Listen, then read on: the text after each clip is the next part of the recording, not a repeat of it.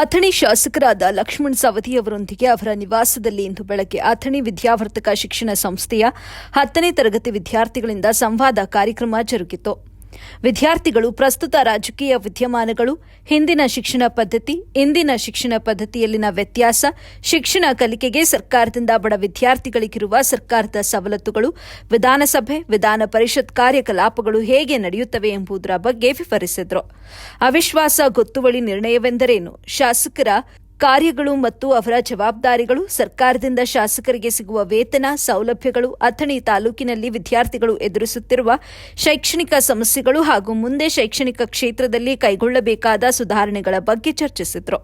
ಅಥಣಿ ಮತಕ್ಷೇತ್ರವನ್ನು ಅಭಿವೃದ್ಧಿಯ ಮೂಲಕ ರಾಜ್ಯದಲ್ಲಿಯೇ ಮಾದರಿಯಾಗಿಸುವಲ್ಲಿ ಶಾಸಕರಾದ ಲಕ್ಷ್ಮಣ ಸವದಿಯವರ ಕನಸುಗಳೇನು? ಹೀಗೆ ಹಲವಾರು ವಿದ್ಯಾರ್ಥಿಗಳು ಕೇಳಿದಂತಹ 10 ಪ್ರಶ್ನೆಗಳಿಗೆ ಶಾಸಕರು ಸವಿಸ್ತಾರವಾಗಿ ಉತ್ತರಿಸುವ ಮೂಲಕ ವಿದ್ಯಾರ್ಥಿಗಳ ಮನಮುಟ್ಟಿದರು. ವಿದ್ಯಾರ್ಥಿಗಳಿಗೆ ಶಾಲಾ ಪಠ್ಯ ಶಿಕ್ಷಣದೊಂದಿಗೆ ಸಂಸ್ಕಾರಯುತ ಶಿಕ್ಷಣ ಮುಖ್ಯವಾಗಿದೆ. ಶಿಕ್ಷಕರು ವಿದ್ಯಾರ್ಥಿಗಳಿಗೆ ಗುಣಮಟ್ಟದ ಶಿಕ್ಷಣ ನೀಡಬೇಕು. ಶಿಕ್ಷಣದಲ್ಲಿ 10ನೇ ತರಗತಿ ಹಾಗೂ 12ನೇ ತರಗತಿ ಮಕ್ಕಳಿಗೆ ಮುಖ್ಯ ಘಟ್ಟ.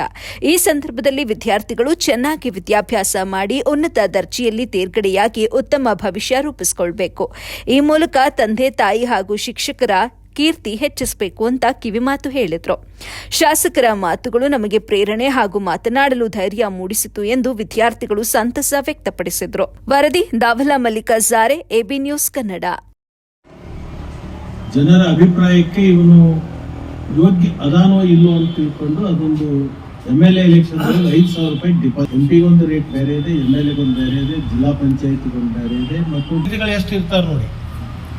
ಎಲ್ಲ ಬೆಡ್ ತಗೊಂಡ್ರೆ ಅವ್ನು ಇಟ್ಟಿರ್ತಕ್ಕಂಥ ಡಿಪಾಸಿಟ್ ವಾಪಸ್ ಅವ್ನು ಕೊಡ್ತಾರೆ. ಅಷ್ಟು ಮತ ಅವ್ನು ತಗೊಳ್ಳಿ.